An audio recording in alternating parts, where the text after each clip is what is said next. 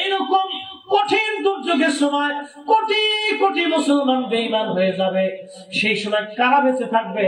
নবী বলেন, হে আমার উম্মতেরা, আলাইকুম বিসুন্নতি, আমার সুন্নতকে যারা দাঁত দিয়ে কামড় দিয়ে ধরে থাকবে তারা এই মহা ফিতনা থেকে আল্লাহ বাঁচায় দিবে। একবার আওয়াজ তুলে ধরে বলা যাবে আল্লাহু আকবার। সালাতু ইয়া রাসূলুল্লাহ, সালামুন ইয়া সালাতুন ইয়া রাসূলুল্লাহ।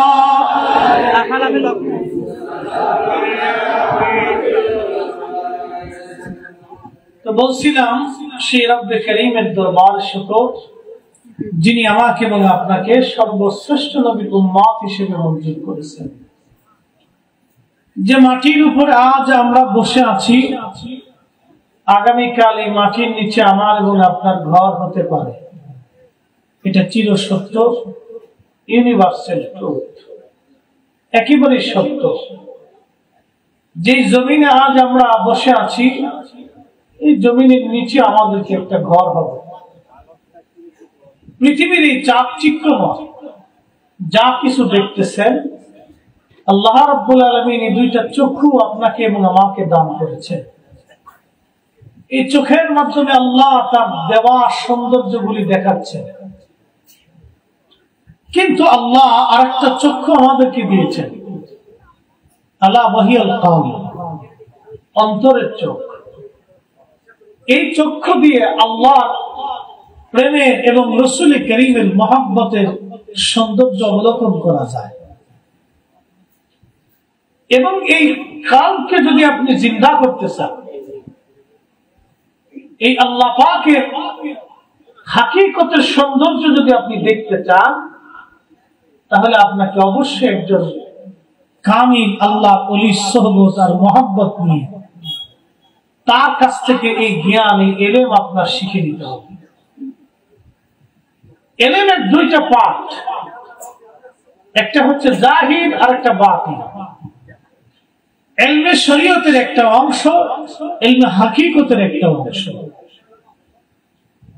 আমরা ওয়াজ নসিহতে যে ইলমটা শিখে থাকি, মাদ্রাসা মক্তবে প্রাতিষ্ঠানিক ভাবে আমরা যে ইলম শিক্ষা করে থাকি, সেটা হচ্ছে দুনিয়ার ইলম। এই জন্য হাসান বসরি রাহমাতুল্লাহ আলাইহি বলতেন, আল ইলমু আলিমান, ইলম দুই ধরনের। ইলমুল লিসান হুয়া হুজ্জাতুল্লাহ, জবানের ইলম, এটা আল্লাহর দলিল। ইলমুল কলব হুয়া ইলমুন নাফি, আরেকটা হচ্ছে কালবের ইলম, এটা অনেক বড় দামি এবং উপকারী ইলম, একটা কালবের ইলম। মুহতারাম উপস্থিতি, তরিকতে তাসাউফের একটা সবক আছে, তাসকিয়াতুন নফস। এটা শুধু তাসাউফের জন্য না, এই তাসকিয়াতুন নফস প্রত্যেকটা মানুষের জীবনে। কবর আর হাসরে যদি আপনি নাজাত পেতে চান, তাহলে আপনাকে তাসকিয়াতুন নফস না করে গেলে নাজাতের কোনো রাস্তা নেই। আর এই তাসকিয়াতুন নফস, এটা আউলিয়া কেরামের সোহবত আর মহব্বত থেকে শিখা যায়। অনেক লেখাপড়া থেকে মানুষ তাসকিয়াতুন নফস শিখে না। তাসকিয়াতুন নফস শিখতে হয় সোহবতে বসে। আমাদের দেশে অনেক বড় বড় লেখাপড়া ওয়ালা আলেম আছে, ক্ষমা করবেন, অনেক বড় আলেম আছে, শাইখুল হাদিসও আছেন, কিন্তু অহংকার মুক্ত না, অহংকারে ভরা। অনেক বড় বড় মুফতি আছেন, বিরাট মেধা তাদের, কিতাব পড়েন, কিন্তু অহংকারে ভরা। আল্লাহ কসম করে বলি, এই মাহফিল সাক্ষী, আল্লাহি বিল্লাহি তাল্লাহি, কোন আলেমের কলবের মধ্যে যদি ইলমের অহংকার থাকে, সে কখনো আলেম হতে পারে না। ওটা আযাজিলের চেয়ে নিকৃষ্ট। কথা বলেন ঠিক না বেঠিক? আলেমই না। তার মানে বুঝা গেল সে সোহবত পাই নাই, লেখাপড়া করছে কিন্তু সোহবত পাই নাই। এক জমানে সোহবত বা আউলিয়া, बेहतरा सद सोले तोत बेरिया खाको शमर दाने वकरा जीर पा खाको बरसर कुम हासदरा हमसुमा दिदान दाना इबादत इबाद फतेह अबवाब सादत इबाद। আল্লামা রুমি রহমাতুল্লাহ আলাইহি বলতেছেন, দুনিয়ার মানুষ আল্লাহ ওলিদের সোহবতে এক মুহূর্ত কাল বসা 60 বছর রিয়াবিন ইবাদতের চাইতে মহামূল্যবান। সুবহানাল্লাহ। নাচতে হয়ে গেল না, আরেকটু জোরে বলবেন? হাজরাতে আল্লামা রুমি আরো বলেন, দুনিয়ার মানুষ দেখো তোমার জামানাতে কোন কামেল আল্লাহ ওলির দরবার পাও কিনা। যদি পাও, ওই দরবারের মাটির মধ্যে তুমি চুমা লাগাও। এর অর্থ হলো তুমি তার সোহবতে চলে যাও, মাটির মতো হয়ে যাও। মাটি যেমন সব সহ্য করে, পচা গলা ভালো মন্দ সব কিছু মাটি সহ্য করে, তুমি এরকম আল্লাহ ওলির দরবারে মাটির মতো হয়ে যাও। আল্লাহর ওলি যদি তুমি পাও, সোহবতে বসো, নুরানি চেহারার দিকে তুমি মহব্বতের নজরে তাকাও। যত সময় তাকাইবা তোমার আমলনামায় আমার আল্লাহ নেকি লিখে দিবে। একবার জোরে বলা যাবে কি সুবহানাল্লাহ।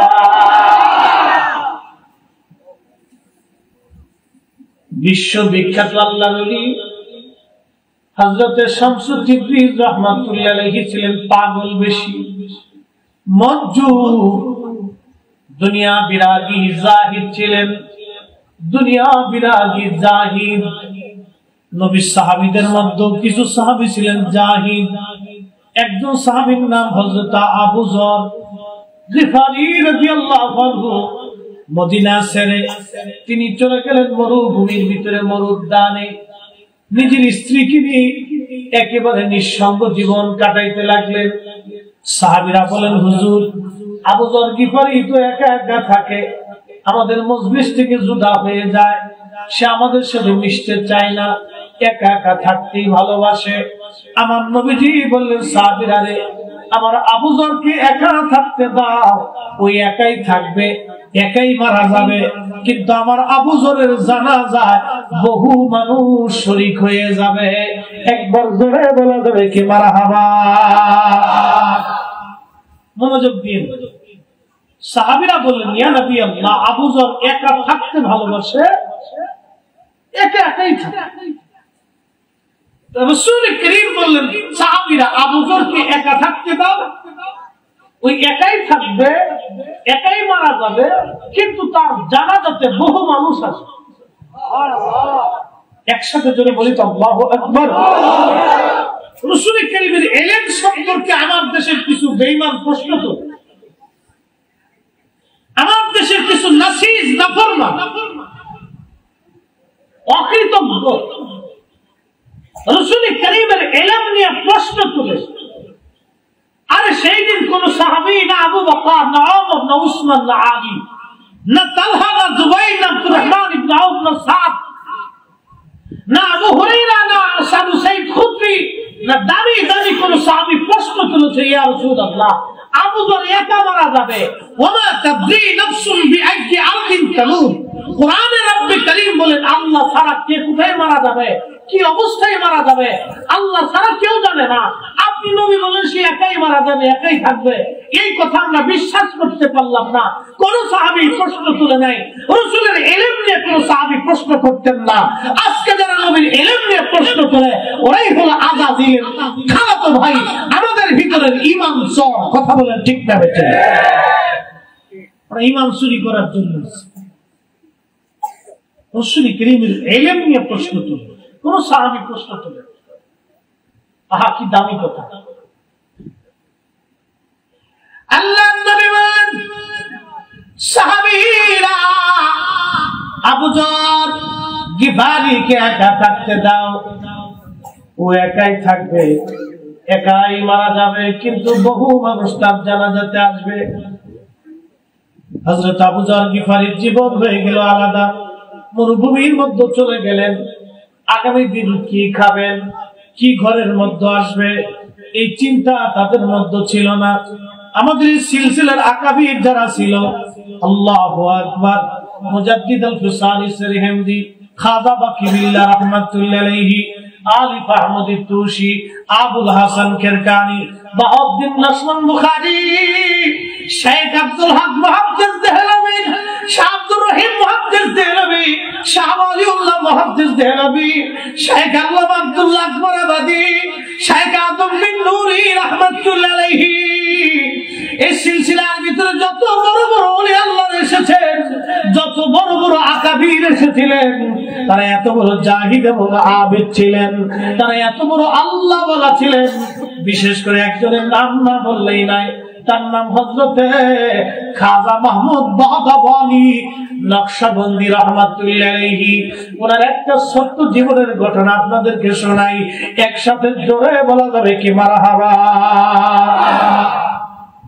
আমি লিখিনি, লিখেছেন আল্লামা ইমাম মুল্লা আলী কারি মাক্কি, ইমামুল হারামাইন আশ-শরীফ। দুই হারামের ইমাম ছিলেন মুল্লা আলী কারি মাক্কি। আজ থেকে 450 বছর আগে উনি ওনার জমানার মুজাদ্দিদ ছিলেন। পৃথিবীর সমস্ত আলেমদের ব্যাপারে একমত। শুধু মুজাদ্দিদ মিল্লাতি না, উনি ওই জমানার সবচেয়ে বড় মুহাদ্দিস ছিলেন। তিনি মিলাদুন নবীর উপরে কিতাব লিখেছেন, আল মাওলুদুর রাবি ফি মাউলিদিন নবী সাল্লাল্লাহু আলাইহি ওয়াসাল্লাম। একসাথে জোরে বলা যাবে মারহাবা। মিলাদুন নবীর উপরে কিতাব লিখেছেন। আর 450 বছর আগের মুহাদ্দিস মুজাদ্দিদ ইমামুল হারামাইন মক্কা মদিনার ইমাম, ওই জমানার শ্রেষ্ঠ মুহাদ্দিস, যার সিগনেচার ছাড়া তৎকালীন কোন মক্কা মদিনাতে কোন আলেম মুহাদ্দিসের খেলাফত পাইতো না, খেতাবত পাইতো না। তিনি মুল্লা আলী কারি মাক্কি। আর তিনি মিলাদুন নবীর উপরে কিতাব লিখেছে। আর আমার দেশের মৌলবী মিলাদুন নবীর দলিল খুঁজে পায় না। তার মানে বোঝা গেল এগুলি নতুন হক্কানি আর ফাজলামি ধর্ম নিয়ে এগুলি করে আমাদের দেশে মুসলমানদের ভিতরে পার্থক্য করে, মত পার্থক্য করে মুসলমানদের ভিতরে নতুন করে ফিতনা সৃষ্টি করা। কথা বলেন ঠিক না বেঠিক? এরা নতুন করে ফিতনা বাঁধাইতেছে। 450 বছর আগে মক্কার ইমাম মিলাদুন নবী পাইল, আর 450 বছর পরে এসে মিলাদুন নবী পায় না। কি আশ্চর্য! তো উনি মিলাদ শরীফের উপরে কিতাব লিখতে দেন না, একটা ঘটনা লিখছেন। এই উপমহাদেশের ভিতরে মিলাদুন নবী কেমন করে উদযাপিত হতো তিনি লিখছেন। হযরত মুল্লা আলী কারি আল মাওলুদুর রাবি ফি মাওলুদিন নবীর মধ্যে তিনি লেখেন, এই উপমহাদেশের মধ্যে একজন বাদশা ছিলেন। বাদশার নাম বাদশাহ হুমায়ুন, যিনি মুঘল সম্রাট জহিরুদ্দিন মোহাম্মদ বাবরের ছেলে হুমায়ুন। হুমায়ুন বাদশার জমানায় এই উপমহাদেশের মধ্যে একজন অনেক বড় আল্লাহর ওলি ছিলেন, তার নাম খাজা মাহমুদ বাগাবানী নকশবন্দি রাহমাতুল্লাহি আলাইহি। একবার জোরে বলবেন কি মারহাবা। দেখেন নকশবন্দির তরিকার অনেক বড় ইমাম খাজা মাহমুদ বাগাবানী নকশবন্দি রাহমাতুল্লাহি আলাইহির দরবারে বাদশা হুমায়ুন উজিরে আজম বৈরাম বেগকে পাঠাইলেন, বৈরাম খানকে পাঠাইলেন। ও বৈরাম খান, আপনি আল্লাহ ওলির দরবারে যায় বলেন হুজুর যাতে এসে আমার রাজ দরবারে যেন দোয়া করে যায়। হুজুরকে যা দাওয়াত করেন, হুজুর যাতে আমি সম্রাট হুমায়ুনের রাজ দরবারে এসে যেন দোয়া করে দিয়ে যায়। বৈরাম আল্লাহর ওলি খাজা মাহমুদ বাগাবানী নকশবন্দি রাহমাতুল্লাহি আলাইহির দরবারে যাইয়া প্রস্তাব দিলেন, হুজুর বাদশা দাওয়াত করেছেন, আপনি কবুল করে নেন, রাজ দরবারে আপনি যে দোয়া করে দিবেন। আল্লাহর ওলি খাজা মাহমুদ বাগাবানী নকশবন্দি বললেন, বৈরাম খান তোমার বাদশাকে দয়া বলো আমি মাহমুদ বাহাদাবনী নকশবন্দি দুনিয়ার কোন বাদশার মুখাপেক্ষী না, আমি আমার মালিক আমার আল্লাহর মুখাপেক্ষী। আমি দুনিয়ার কোন বাদশার দরবারে দাওয়াত নেই না। একবার জোরে বলবেন কি মারহাবা। ওলিরা ওলিরা ওলিরা দুনিয়ার বাদশাহী নেয় না। ওলিরা মানুষকে দুনিয়ার বাদশাহী দেয়, আল্লাহর কাছ থেকে চেয়ে দেয়। কথা বলেন না কেন? বিশ্বাস আছে? আসেনি? আছে। গৌর গোবিন্দ আজকে নাই, তার প্রাসাদে চামচিকে থাকে। শাহজালাল আমলে মুজাররিদি কাল্লা এমন এক বাদশাহী দিয়েছে, না ঢাল না তলোয়ার না সাম্রাজ্য না অস্ত্র না মন্ত্রী পরিষদ না প্রাসাদ না সিংহাসন। আল্লাহ তাকে এমন এক সিংহাসন দিয়েছে যে বাদশারা, প্রধানমন্ত্রী, রাষ্ট্রপতি, সেনাপতি, বড় বড় শিক্ষিত ধনী কোটিপতিরা ওনার বারগাহে বসে বসে হাত পেতে পেতে আল্লাহর দরবারে ওনাকে উসিলা করে কাঁদে, আল্লাহর কাছ থেকে চেয়ে আনার জন্য, নেওয়ার জন্য। কথা বলে ঠিক না? আল্লাহ ওনাদেরকে সেই সাম্রাজ্য দিয়েছে। ওনারা দুনিয়ার সাম্রাজ্যের পাগল না। ওনারা যদি চাইতেন যে পৃথিবীর সাম্রাজ্য, আল্লাহ তাই দিতেন, কিন্তু নেন নাই। খাজা মাহমুদ বাহাদাবানি নকশবন্দি বলে দিলেন, বললাম বাচ্চাকে দেয়া বলো পৃথিবীর কোন রাজা বাচ্চার মুখাপেক্ষী আমি না। আমি কোন বাচ্চার দাওয়াত গ্রহণ করি না, কোন রাজ দরবারে যাই না। আল্লাহর ওলি বলে দেওয়ার পরে সম্রাট হুমায়ুন চিন্তা করলো, হুজুর যদি না আসে, আমার রাজ দরবারে আসবে, হুজুর আমার জন্য দোয়া করবে। আগের জমানার বাদশা যারা ছিলেন তারা কত বড় ওলি আল্লাহ ভক্ত ছিলেন দেখেন। বাদশা বললেন, হুজুরকে আনতেই হবে আমার রাজ দরবারে। বৈরাম তুমি যাও, যায় দেখো হুজুর কি করলে আমার দরবারে আসবে। বৈরাম খান চলে গেলেন। আবার হুজুর ক্ষমা করবেন, বাদশা আপনাকে তার দরবারে দাওয়াত করেছেন দোয়ার আশায়। হুজুর এমন কি কাজ করলে আপনি বাদশার দরবারে যাবেন, একটু দয়া করে বলেন। আল্লাহর ওলি খাজা মাহমুদ বাহাদাবানি নকশবন্দি রাহমাতুল্লাহ আলাইহি বললেন, ও বৈরাম তোমার বাচ্চাকে যায় বলো, তোমার বাচ্চা যদি রাজ দরবারে মিলাদ শরীফের ইন্তজাম করে, মিলাদ শরীফের ইন্তজাম করে, বাচ্চাকে যায় বলো আমি যাব, তবে বাচ্চার ইজ্জতের কারণে না, আমি আমার নবীর মিলাদের ইজ্জতের কারণে বাচ্চার দরবারে যায় মিলাদ শরীফ পড়া দোয়া করে দিয়ে আসবো। চিৎকার মেরে বলেন আল্লাহু আকবার। আমরা তাদের অনুসারী, আমরা তাদের রূহানী সন্তান, আমরা তাদের সিলসিলার আওলাদ, আমরা তাদের সিলসিলাভুক্ত, আমরা তাদের পথের পথিক। কোন ছাপা এসে কোন মৌলবী এসে এনে বেদাতের ফতোয়া দিয়ে দিলাম, আমরা বিশ্বাস করে মেনে নিলাম। দেশে কত পাগল জন্মেছে, কত আগাছার জন্ম হয়েছে জানি। এত বড় দরজার আলেম ও ওলি ও জাহিদ ও আবেদ ছিল, পৃথিবীর শ্রেষ্ঠ শ্রেষ্ঠ বাদশাদেরকে তারা তোয়াক্কা করত না। বাদশারা তাদের দরবারে ধর্ণা দিয়েছে। মাহমুদ বাহাদাবানি নকশবন্দি বলল, যাও আমার নবীর মিলাদের ইন্তজাম করো। বাদশার সম্মানে যাব না, নবীর মিলাদের ইজ্জতের কারণে যাব, মিলাদ পড়তে যাব। একসাথে বলা যাবে মারহাবা।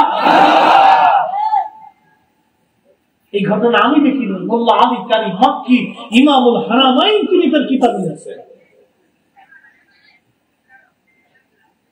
প্রিয় মুসলমান, খুবই মনোযোগ দিবেন। হযরত আবু যর গিফারি রাদিয়াল্লাহু আনহুর কথা বলতেছিলাম। আবু যর গিফারি রাদিয়াল্লাহু আনহু চলে গেলেন, আলাদা হয়ে গেলেন। কত বড় জাহিদ সাহাবী ছিলেন। মরুভূমির মধ্যে চলে গেলেন, একেবারে নিঃসঙ্গ, ওনার স্ত্রীকে নিয়ে চলে গেলেন একেবারে একা। কোনদিন খাইতেন, কোনদিন না খেয়ে থাকতেন। শুধু একটা মাত্র জুব্বা তার পরনে ছিল, আর কোনো পোশাক ছিল না তার। ওই পোশাক পরে জীবন কাটিয়ে দিলেন আবু যর গিফারি।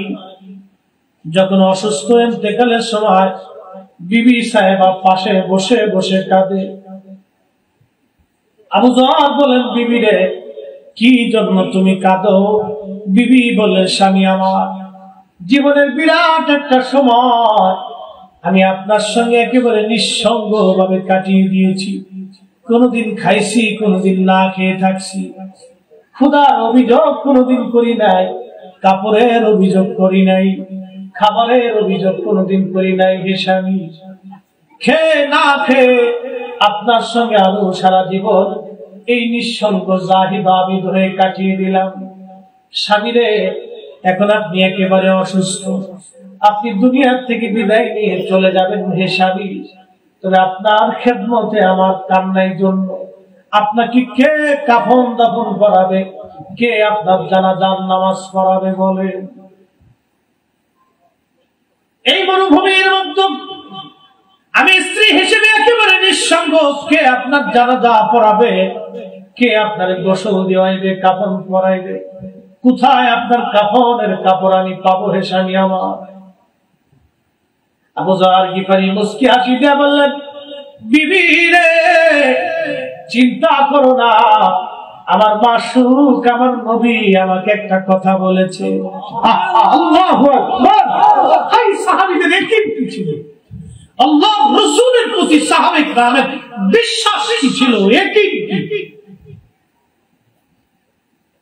হে আল্লাহর ওলি রুহানি সন্তানরা, আপনাদেরকে বলতেছি, একই কি সাহাবীদের নবীর প্রতি সাহাবীদের একই কি ছিল, বিশ্বাস কি ছিল, ইখলাস কি ছিল? বিবি, চিন্তা করুন। আমি আমার মাসুকের জবান থেকে শুনেছি আমার জীবনটা এরকম একা হবে, আমি একা একা মারা যাব। বিবি রে, তবে আমার জানাজায় বহু মানুষ আসবে। ও বিবি, আমার জানাজায় বহু মানুষ আসবে। আজকে আমি অসুস্থ হয়ে পড়ছি, পৃথিবী উল্টে যাবে, রাসূলের কথা মিথ্যা হবে না রে বিবি। যাও একটু টিলার উপরে যায় দেখো কোন কাফেলা দেখা যায় কিনা। যদি কোন কাফেলা দেখো তাহলে বুঝবো আমি আবু যর এখানে এখন মারা যাব, আমার বিদায়ের সময় ঘনায় গেছে। আর কাফেলা যদি না দেখো তাহলে আমি এই অসুস্থতায় মারা যাব না, আমি আরো দিন দুনিয়ার মধ্যে বেঁচে থাকবো। একবারই না জান্নাতের আশায় নয় রাসূল, জাহান্নামকে ডরি না।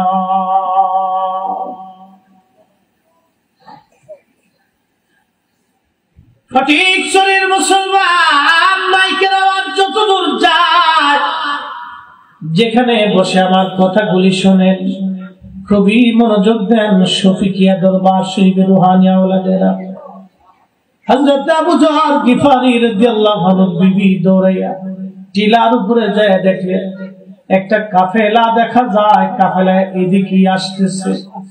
দৌড়াই নেমে বললেন, স্বামী রে, কাফেলা দেখা যাচ্ছে বহুদূর, কাফেলা মনে হচ্ছে আমাদের দিকে আসে। আবু যর দিকে বলেন, বিবি শোনো, তাহলে বিদায় নিচ্ছি, আর দেখা হবে না দুনিয়াতে রে বিবি।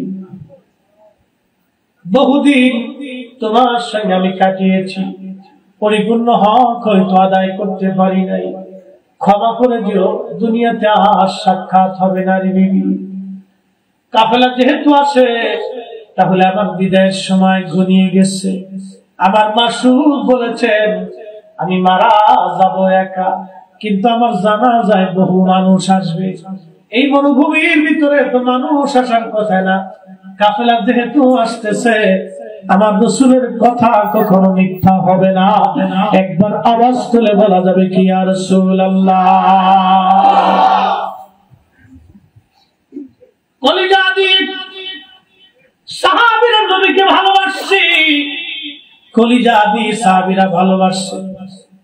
আম্মা জান খাদিজাতুল কুবরা রাদিয়াল্লাহু আনহার ইন্তেকালের সময় ঘনিয়ে গেল, মা জননী নবীজির উরু মোবারক উপরে মাথা দিয়ে উনি কাঁদতেছিলেন। নবীজি বললেন, খাদিজা রে, কি জন্য তুমি কাঁদো? বলে হুজুর জীবনের সুখের দিনে দুঃখের দিনে আমি কাটিয়েছি, খেয়ে না খেয়ে আমি আপনার খেদমত করেছি। এই মক্কা জমিনে আমি সবচেয়ে বড় ধনী মহিলা ছিলাম, আমার চেয়ে ধনী মক্কাতে আর কেউ ছিল না। ইয়া রাসূলুল্লাহ, আপনাকে পছন্দ করে আমি শাদী করেছিলাম। 40 বছরের একজন নারী 25 বছরের একজন যুবককে বিয়ে করেছিলাম। হুজুর আমার জীবনে কোনদিন আপনাকে আমি দুঃখ দেই নাই কোনদিন। ইয়া রাসূলুল্লাহ, আমার জীবনের সমস্ত সম্পদগুলি আপনি দিন প্রচার করতে যে সব ব্যয় করে দিয়েছেন। কোটি কোটি টাকার মালিক ছিলাম আমি, নিঃসঙ্গ গরিব হয়ে গিয়েছি। মক্কার সবচেয়ে দামি খাবার আমি খাইছি, দামি পোশাক আমি পরেছি, দামি ঘরের মধ্যে আমি ঘুমাইছি, দামি বিছানায় আমি শুয়েছি। হুজুর কালেমার জন্য আপনি সব দান করে দিতে দিতে ব্যয় করতে করতে করতে করতে জীবনের শেষ সময় আমি সিরা কাপড় পরেছি, না খেয়ে কাটিয়ে দিয়েছি। ইয়া রাসূলুল্লাহ, জীবনে কোনদিন একটা কথা আপনাকে আমি জিজ্ঞাসা করি নাই,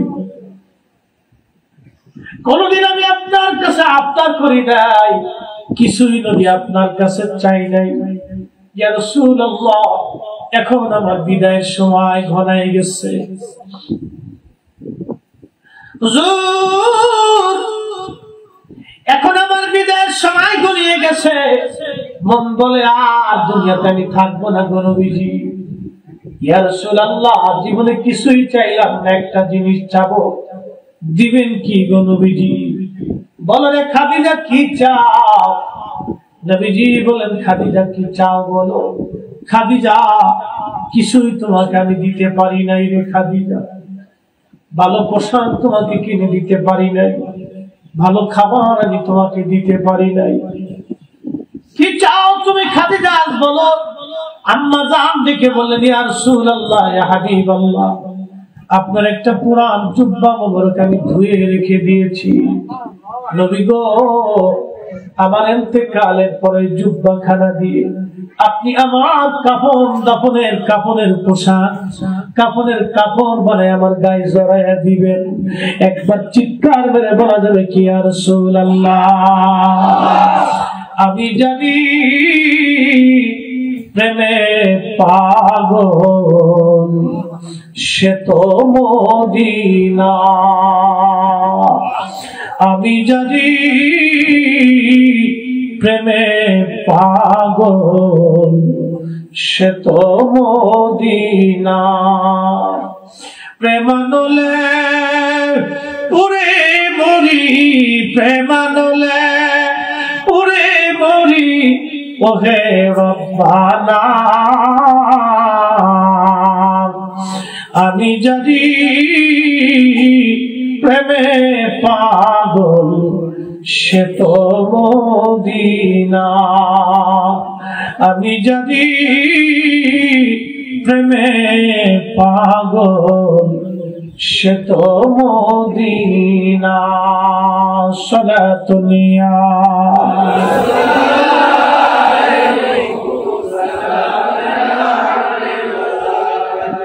সালাতুনিয়া রাসূলুল্লাহ, সালামুনিয়া। আল্লাহর নবী ডেকে বলেন, খাদিজা, পুরান কাপড় দিয়ে যদি তোমাকে দাফন করাই, কাফন পরাই,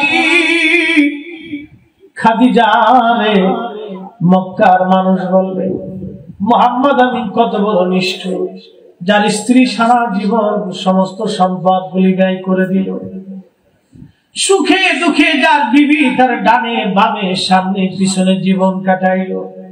কোন কোন বর্ণনার ভিতরে আসছে, দুনিয়ার সমস্ত মানুষগুলি যখন ঘুমাইতো, আমার আম্মা জান খাদিজাতুল কুবরা রাদিয়াল্লাহু আনহা ঘরের দরজার সাথে ঠেস মেরে দাঁড়িয়ে থাকতেন।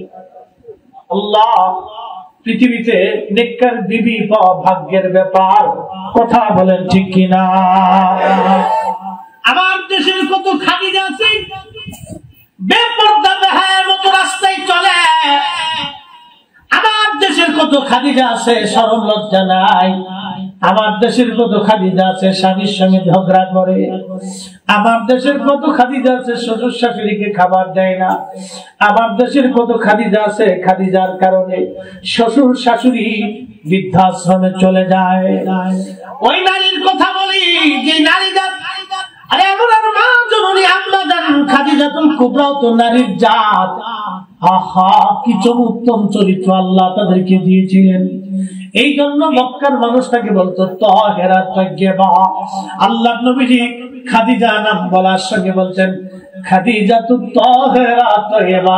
নবী নিজেই তাকে পবিত্র বলতেন। একবার জোরে বলবেন কি মারহাবা।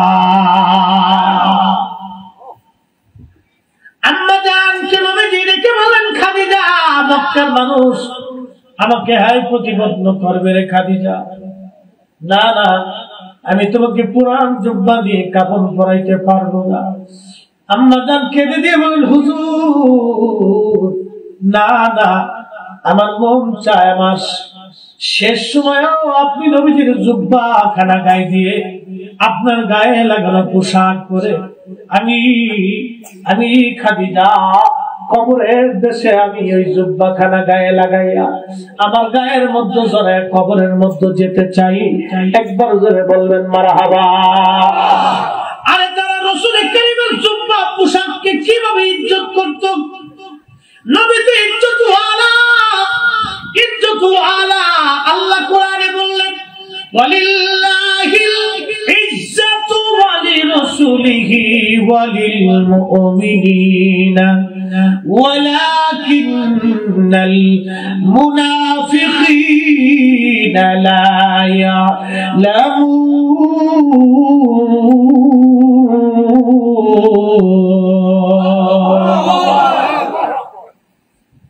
বলেন কোরআনের উপরে কি কোনো দলিল আছে?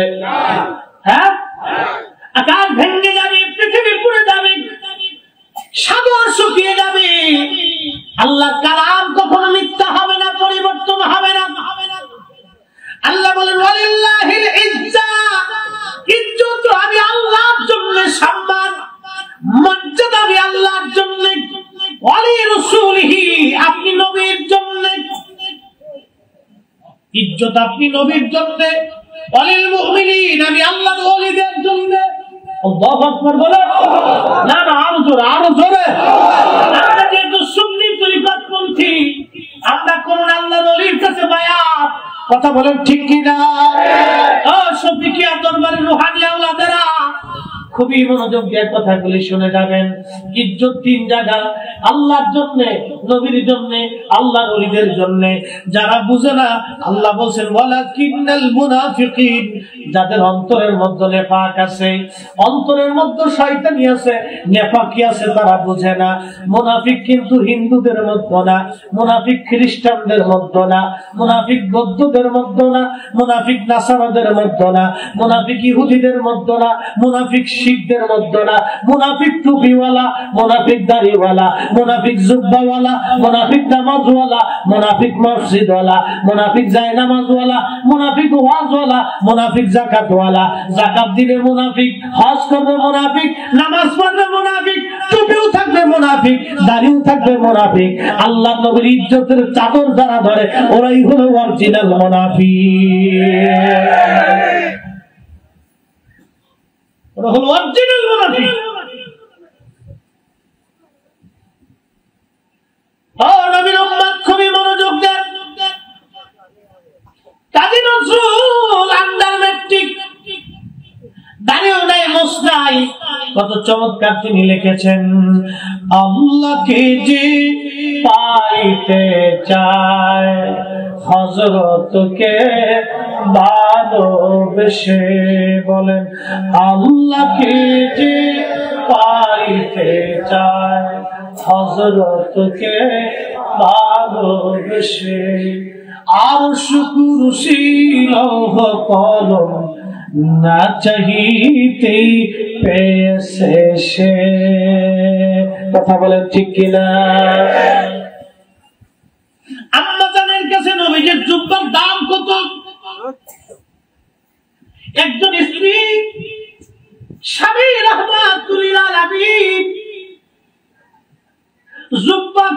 গায়ে লাগাবে, আমার কাফনের কাপড় থাকবে নবীজি।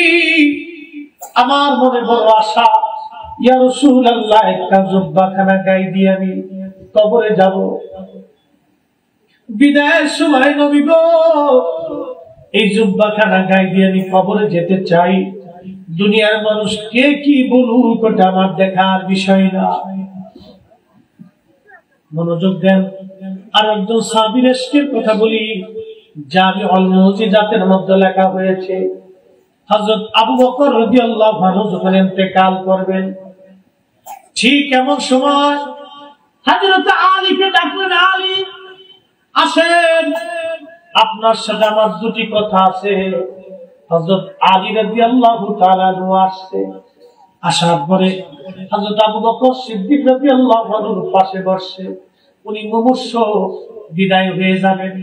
হাতটা ধরে বলেন, আলী রে, আমি আপনাকে ডাকছি দুটি ওসিয়ত করার জন্য। ও হযরত আলী, বলেন আমিরুল মুমিনিন, আপনি কি বলতে চান? আলী গো, আমি আবু বকর ইন্তেকাল হয়ে যাব। ইন্তেকাল হয়ে যাওয়ার পরে আপনি নিজ হাত দিয়ে আপনি আমার গোসল করাবেন। না না, হয় না, আরো জোরে বলেন। এটা হলো প্রেমের বহিঃপ্রকাশ। প্রেম প্রেম এটা আলাদা জিনিস, এটা দলিল দিয়ে বোঝা যায় না, হৃদয় থেকে মেনে নিতে হয়। ভালোবাসা দলিল দেওয়া হয় না, ভালোবাসা দলিল দেওয়া হয় না, পীর মুরিদি দলিল দেওয়া হয় না, তাসাউফ দলিল দেওয়া হয় না, নবীর প্রেম দলিল দেওয়া হয় না। নবী প্রেম হয় কলিজার ভিতরে নবীর ভালোবাসা দিয়া। কথা বলেন ঠিক কিনা? আমরা ইয়া নবী সালামু আলাইকা বলার পরে দাঁড়ায় যাই। আমরা যারা সুন্নি তারা বসে থাকতে পারি না। কি কথা বলেন না কেন? কোটি টাকা দিয়ে আমরা বসতে পারি না। কি কথা বলেন ঠিক? কোটি টাকা দিলে বসে থাকতে পারি না, ও থাকা যায় না। এটা দলিল দিয়ে বোঝানো যায় না, দলিল দিয়ে হয় না। এটা হৃদয় থেকে হয়, ভালোবাসা থেকে হয়। হুজুর কেবলা আসলেন, আপনারা সবাই দাঁড়ায় গেলেন। এটা দলিল দিয়ে হয় না, এটা হৃদয় থেকে হয়, ভালোবাসা দিয়ে। কথা কম ঠিক কিনা? দলিল দিয়ে হয় না, হৃদয় থেকে হয়। হযরত আবু বকর বলেন, আলী তোমার ওই হাত দিয়ে আমাকে গোসল দিবাইবা, কাফনের কাপড় পরাইবা, রওজা শরীফের কাছে নিয়ে মাটির মধ্যে শুয়াইবা, আল্লাহর নবী রওজার পাশে দাঁড়াইয়া অনুমতি চাবা, সালাম দিবা। প্রথমবার সালাম দিবা, যদি জবাব আসে আলী তাহলে আবার কথাগুলি বলবা। যদি সালামের জবাব না আসে দ্বিতীয়বার সালাম দিবা। যদি জবাব না আসে তৃতীয়বার আবার দিবা। যদি জবাব না দেয় আমার নবীজি, তাহলে বুঝবা আবু বকর বুঝি অন্যায় করে ফেলছে নবীজির সাথে। আল্লাহ আল্লাহ, হা হা, কি প্রেম ছিল নবীজির সঙ্গে, তাদের সঙ্গে। হয়তো বুঝবা আবু বকর অন্যায় করে ফেলছে। আলী রে, আমার ইন্তেকালের পরে তুমি আমার এই কাজগুলি করে দিবা। হযরত আলী রাদিয়াল্লাহু আনহু চোখের পানি ছেড়ে দিয়ে বলেন, আবু বকর, কত সাহাবী আছে, আপনি তাদেরকে বললেন না, আমাকে কেন বললেন বলেন তো? হযরত আবু বকর সিদ্দিক রাদিয়াল্লাহু আনহু বললেন, আলী শোনো, তুমি নিজ হাত দিয়ে আমাকে এজন্য গোসল করাইবারে। আলী, আমার নবীর ইন্তেকালের পরে তুমি আমার রাসূলকে গোসল করাইছিলা রে আলী। তোমার ওই হাতখানা নবীর শরীর মুবারক স্পর্শ লেগেছিল আলী।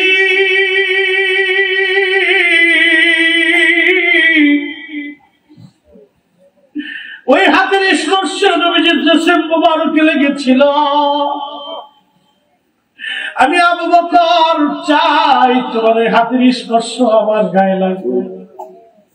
যেই হাত নবীজির জিসম মুবারকে লেগেছিল, ওই হাতের ছোঁয়াটা আমার মরণের পরে গোসলের সময় যাতে আমার গায়ে লাগে না আলী। আমি জানি প্রেমে পাগল সে তো মদিনা। আমি যদি প্রেমে পাগল সে তো মদিনা।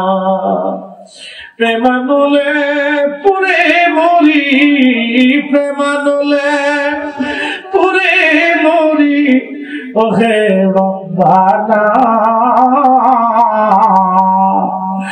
আমি যদি প্রেমে পাগল সে তো মদিনা।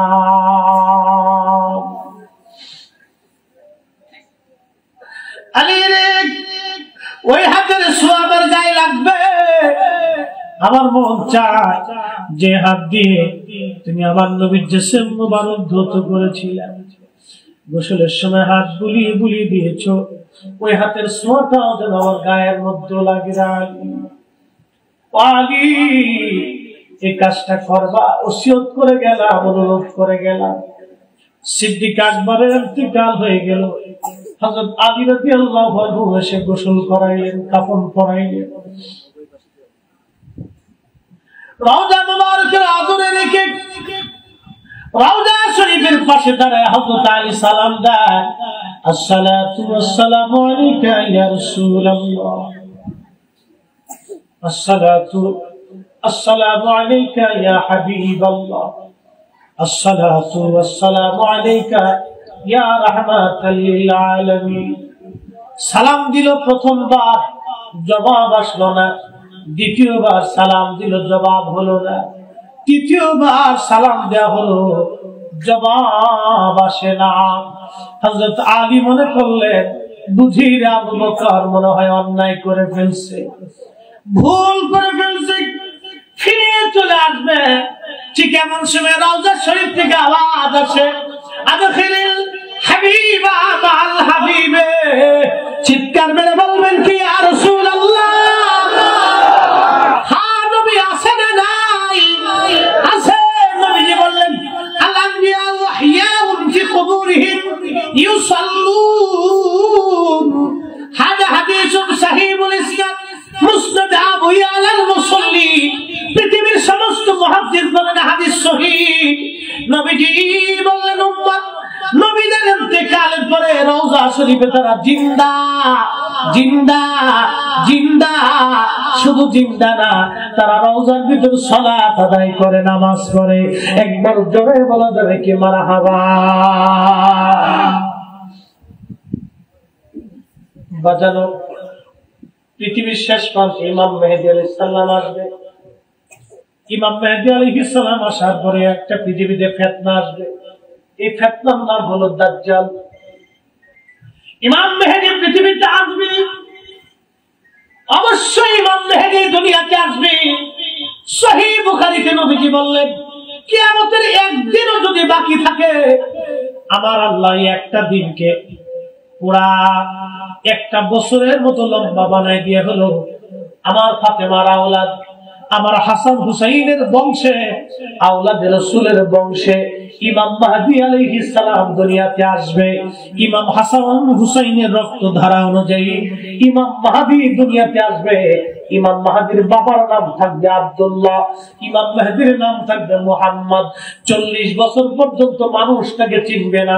উট দুম্বা ছাগল মরুভূমি দিয়ে চড়িয়ে বেড়াবে। এক রাত্রির ভিতরে আল্লাহ তার কলবের মধ্যে সমস্ত ইলম আল্লাহ ঢুকাই দিবে।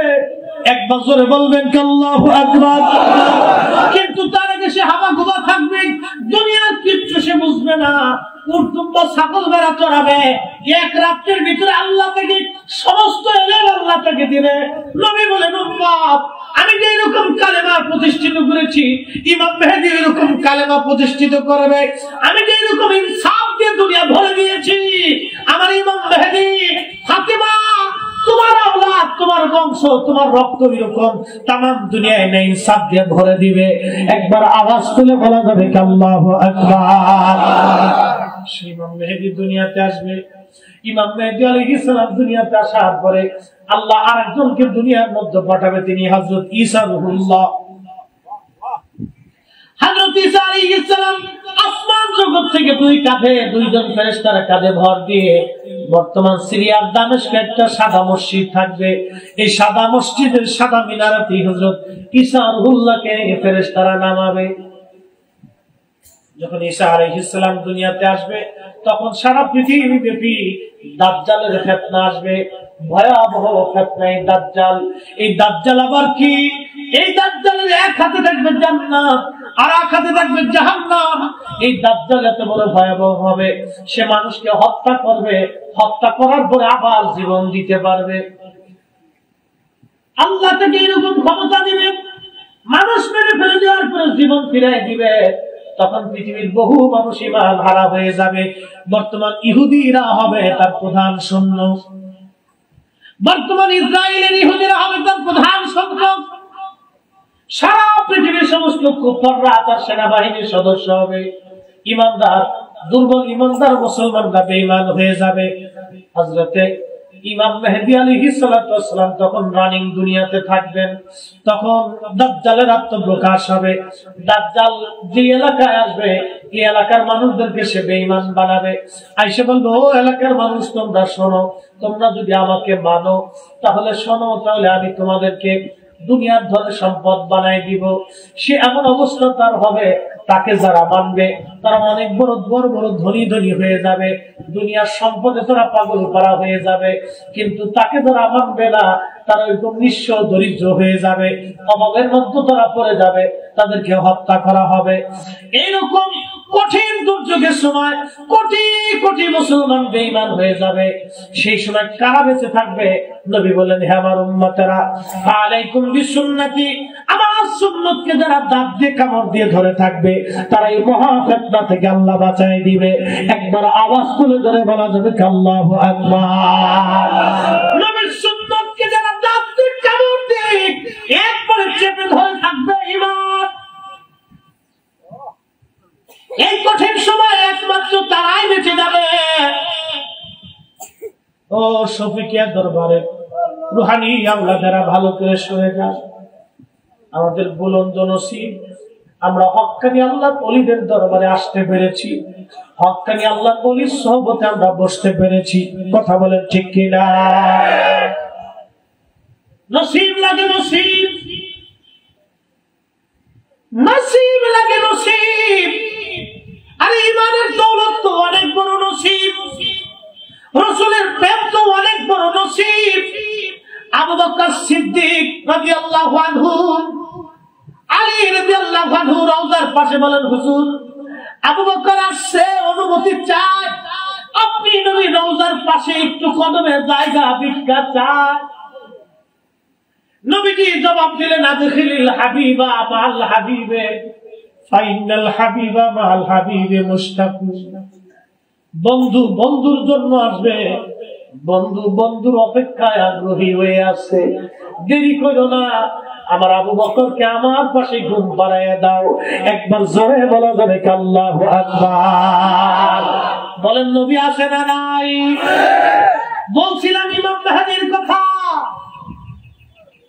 দাজ্জাল যখন সারা পৃথিবী ব্যাপী প্রলয় করবে, কোটি কোটি মুসলমানের ঈমান নষ্ট করে দিবে, তখন আল্লাহ পাক মুসলিম জাতিকে বাঁচানোর জন্য হযরত ঈসা রুহুল্লাহ আলাইহিস সালামকে আল্লাহ দুনিয়াতে পাঠাবেন। হযরত ঈসা আলাইহিস সালাম সিরিয়ার দামেস্কে নামার পরে ওই সিরিয়ার দামেস্ক থেকে তিনি চলে আসবেন মক্কায়। মক্কা আসার পরে তিনি হজ করবেন, উমরা করবেন। মুস্তাদরিক হাকিম আল সাহিহাইনের বিশুদ্ধ হাদিস, হজ আর উমরা করার পরে হযরত ঈসা রুহুল্লাহ হজ এবং উমরা করার পরে সরাসরি মদিনাতে চলে যাবেন আবার নবীজির রওজা মুবারক জিয়ারত করার জন্য, নবীর রওজা মুবারকে হাজিরা দেওয়ার জন্য। একদম জোরে বলবেন সুবহানাল্লাহ। ইমাম মেহেদীর সাথে মক্কায় দেখা হবে। হযরত ইমাম মেহেদী বলবেন, হুজুর আপনি নামাজ পড়ান। হযরত ঈসা রুহুল্লাহ বলবেন, না, এই উম্মতের পিছনে নামাজ পড়ার জন্য আমি আইছি, এই উম্মতের পিছনে নামাজ পড়ার জন্য আমি আইছি। একসাথে জোরে বলেন আল্লাহু আকবার। নবী বলেন, উম্মত শোনো, আমার মাহদীর পিছে, আমার মাহদী, আমার রক্ত ধারায় আমার মাহদী আসবে, আমার মাহদীর পিছে আল্লাহ ঈসা রুহুল্লাহকে নামাজ পড়াবে। ঈসা আলাইহিস সালাম আমার মাহদীর পিছে নামাজ পড়বে। তোমাদের পিছে নবী নামাজ পড়বে, তোমাদের পিছে নবী নামাজ পড়বে, তাহলে চিন্তা করেন তো উম্মতের যদি এই দাম হয় তো নবীর দাম কত? আর আমরা সেই নবীর উম্মত, আমরা সেই নবীর উম্মত যেই নবীর উম্মতের পিছনে নবী নামাজ পড়বে, নবী নামাজ পড়বে, নবী হয়ে না উম্মত হয়ে নামাজ পড়বে। আমরা সেই নবীর উম্মত, ওই নবীর ইজ্জতের চাদর যদি কেউ ধরে, আল্লাহর কসম করে বলি মক্কা মদিনার ইমাম হলেও তাকে মানা যাবে না। কথা বলেন ঠিক না বেঠিক?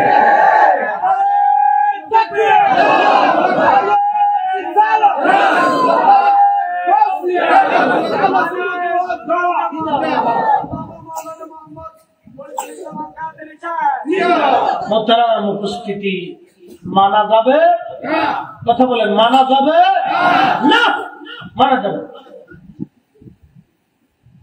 হযরত ইমাম মাহদী আলাইহিস সালাম নামাজ পড়াবেন, হযরত ঈসা রূহুল্লাহ আলাইহিস সালাম নবী হয়ে না, এই নবীর উম্মত হয়ে ইমাম মাহদী আলাইহিস সালামের পিছনে নামাজ পড়বেন। নামাজ শেষ করার পরে হযরত ইমাম মাহদী আলাইহিস সালাতু ওয়াস সালাম, হযরত ঈসা রূহুল্লাহ আলাইহিস সালাম মদিনার দিকে রওনা হবে। মনোযোগ, মদিনার দিকে রওনা হবে। মসজিদে নববীতে নামাজ পড়ার জন্য না, আমার নবীর রওজা শরীফ জিয়ারতের নিয়ত করে রওনা হবে। মুস্তাদরিক হাকিমের হাদিস, বিশুদ্ধ সনদে সহিহ বুখারী এবং মুসলিমের শর্ত অনুযায়ী হাদিস সহিহ। ইমাম যাহাবী তিনি হাদিস খানাকে সহিহ বলেছেন। ও বাজান, খুব মনোযোগ দিয়ে শুনিয়া যান। হযরত ঈসা আলাইহিস সালাম মক্কা থেকে মদিনার দিকে রওনা হবেন।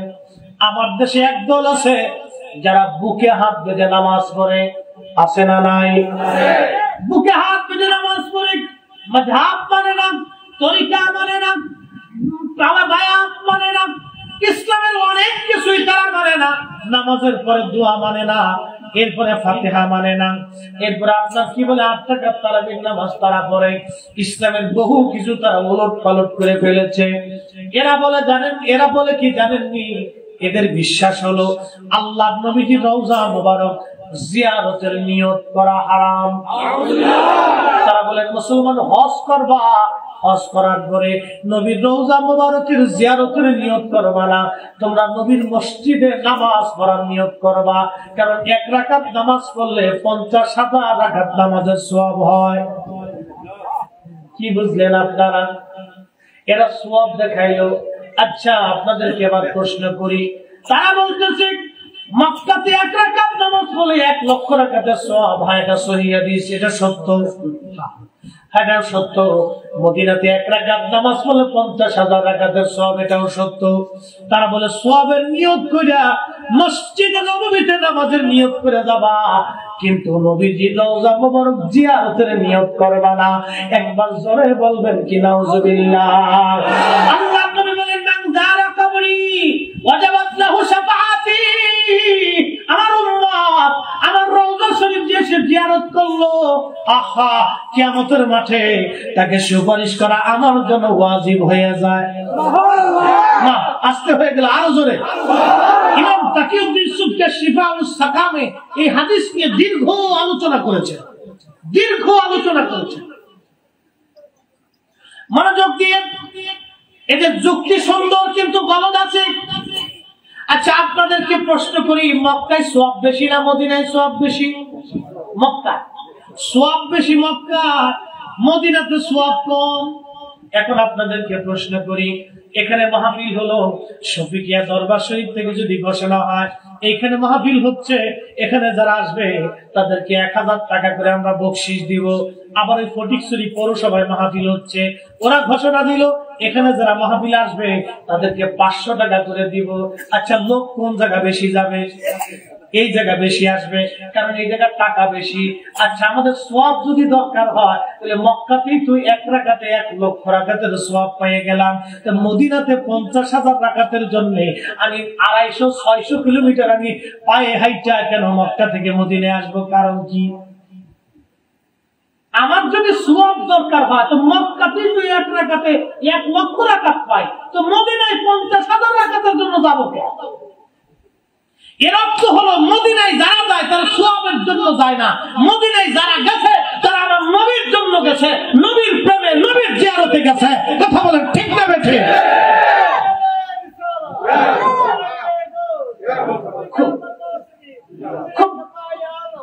খুব মনোযোগ, সময় কম, 5 মিনিট শেষ। কথা খুব দামি। ঈসা আলাইহিস সালাম হজ শেষ করার পরে সরাসরি রাসূল কারীমের রওজা মুবারকে যাইয়া আল্লাহর নবীর জিয়ারতে দাঁড়াইয়া আল্লাহর নবীকে সালাম দিবে। সালাম দেওয়ার সাথে সাথে রওজা শরীফ থেকে উচ্চ স্বরে ঈসা আলাইহিস সালামের সালামের জবাব নবীজি দিয়ে দিবে। হাজার হাজার মুসলমান সে আওয়াজ শুনতে পাবে। একসাথে বলবেন আল্লাহু আকবার। এই হাদিস থেকে দুইটা মাসালা। 1 নম্বরে নবীর জিয়ারতে মুসলমান যাবে, এটাকে যারা বেদাত বলবে ওরাই হলো অরিজিনাল বেদাতি, ওরাই হলো ইহুদিদের দালাল, দাজ্জালের দালাল। কথা বলেন ঠিক না বেঠে? হ্যাঁ মুসলমান। 2 নম্বর মাসালা, নবীজি রওজা শরীফ থেকে ঈসা আলাইহিস সালামের সালামের জবাব জোরে জোরে দিবে। তার মানে রওজা শরীফের নবী এখনো আছে, আগামী দিনেও কিয়ামত পর্যন্ত আছে। কথা বলেন ঠিক না বেঠে? আল্লাহ পাক এই মাসালাগুলো আমাদের বুঝা তৌফিক নসিব করেন, জোরে বলেন আমিন। মুহতারাম উপস্থিতি, হুজুর কেবলা অসুস্থ, এই অসুস্থতা শরীর নিয়ে দুর্বলতা নিয়েও তিনি বসে আছেন। আলহামদুলিল্লাহ, আমরা ওনার কাছ থেকে দোয়া নিব, কথা বাড়াবো না। সর্বশেষ একটা কথা, তরিকতের দামানকে, পতাকাকে দাঁত দিয়ে খুব মজবুত মতো কান দিয়ে ধরে থাকবেন। ফিতনার জামানা, ইমান চোরের জামানা, কোথা থেকে সবের ইমান চুরি করে নিয়ে যাবে। আরে ইমান তো সেইভাবে আনতে হবে যেইভাবে ইমান এনে শাহজালাল ইয়ামানি মুজাদ্দিদি হয়েছে, যেভাবে ইমান এনে হুজুর গাউসে পাক মহিউদ্দিন আব্দুল কাদের জিলানী হুজুর গাউসে পাক হয়েছে, যে আকীদায় হযরত মুজাদ্দিদ আল-ফাসানি সরহিন্দি ফারুকি মুজাদ্দিদ আল-ফাসানি হয়েছে, খাজা বাহাউদ্দিন নসরুল বুখারী হয়েছে, খাজা বাকি বিল্লাহ হয়েছে, আলিফ আহমদি তুসি হয়েছে, হযরত শাহ ওয়ালিউল্লাহ মুহাদ্দিস দেহলভী হয়েছে। এই যে আকীদার ওলি আল্লাহরা ঘুমিয়েছে, সেই আকীদা আমাদের ঘুমাইতে হবে। সেই আকীদার নাম আকাইদে আহলে সুন্নাত ওয়াল জামাত। একমাত্র সুন্নি জামাতের নাজাতের রাস্তা। আকাইদে আহলে সুন্নাত ওয়াল জামাত ছাড়া কোনো মা ওলির জন্ম দিতে পারে নাই, কোনো মা ওলির জন্ম দিতে পারে নাই। ওলি হতে হলে আপনাকে ওলির দরজায় আসতেই হবে। কথা বলেন ঠিক না বেঠে? আল্লাহ প্রত্যেকের কবুল করুন, বলেন আমিন। আল্লাহ পাক আমাদেরকে মঞ্জুর করুন। আল্লাহ ওলিদের মহব্বত আল্লাহ কবুল করুন, বলেন আমিন। মুর্শিদের চরণ বিহনে এ জীবন মিশে, পরে আল্লাহ নবীর গভীর তত্ত্ব, পরে আল্লাহ নবীর গভীর তত্ত্ব মুর্শিদের কাছে, মুর্শিদের চরণ বিহনে এ জীবন মিশে। বলেন মুর্শিদের চরণ বিহনে এ জীবন মিশে। কামিল যারে দয়া করে আউলিয়া বানাইতে পারে। কথা বলে ওলি যারে মায়া করে আউলিয়া বানাইতে পারে। পারে কিনা? এক পলকে নিতে পারে, ওরে এক পলকে নিতে পারে। মদিনা শহর মুর্শিদের চরণ বিহনে এ জীবন মিশে। বলেন মুর্শিদের চরণ বিহনে এ জীবন মিশে। ওরে আল্লাহ নবীর গভীর তথ্য, ওরে আল্লাহ নবীর প্রেমের তথ্য কামেলের কাছে মুর্শিদের চরণ বিহনে এ জীবন মিশে। ভাইরে মুর্শিদের চরণ বিহনে এ জীবন সে কথা আর বাড়ানোর সুযোগ নেই। হুজুরদের কাছে দোয়া আছে, আপনাদের সবার কাছে দোয়া আছে। বিদায় করে নিচ্ছি। আল্লাহ সকলকে আকাইদে আহলে সুন্নাত ওয়াল জামাতে কবুল করুন বলে আমিন। আসসালামু আলাইকুম ওয়া রাহমাতুল্লাহি তাআলা ওয়া বারাকাতুহু। মারহাবা। এতক্ষণ পর্যন্ত আপনাদের সম্মুখে গুরুত্বপূর্ণ নসিহত প্রদান করেছেন আজকের এই মাহফিলের সম্মানিত প্রধান আলোচক, মাদানিয়া ওয়াইসিয়া দারুস সুন্নাহ মাদ্রাসার সম্মানিত পরিচালক হযরত